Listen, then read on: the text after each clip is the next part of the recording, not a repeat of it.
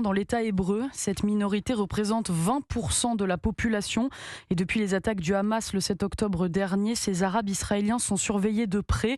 Plusieurs ont été interpellés pour avoir soutenu les habitants de Gaza sur les réseaux sociaux. Dans certains quartiers, les tensions sont vives, comme à Jaffa, au sud de Tel Aviv, un quartier où la population est majoritairement arabe. Et des associations tentent d'y jouer les médiatrices. Le reportage à Jaffa de l'envoyé spécial d'Europe 1, Sébastien Lebelzik.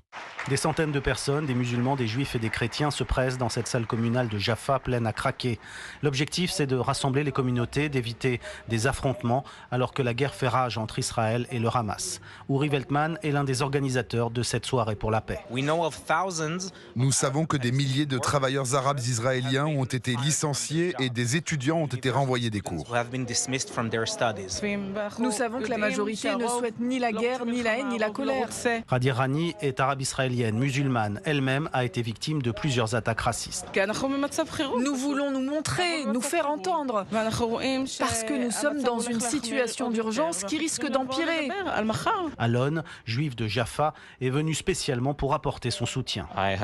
J'ai des amis arabes et je sais qu'ils ne sont pas mes ennemis. Les Arabes israéliens ont aussi payé un lourd tribut à cette guerre. Plusieurs d'entre eux ont été massacrés le 7 octobre, car pour le Hamas, ils sont aussi des traîtres. À Jaffa, Sébastien Lebelzik, Europe 1. À noter qu'Israël annonce que la ville de Gaza est désormais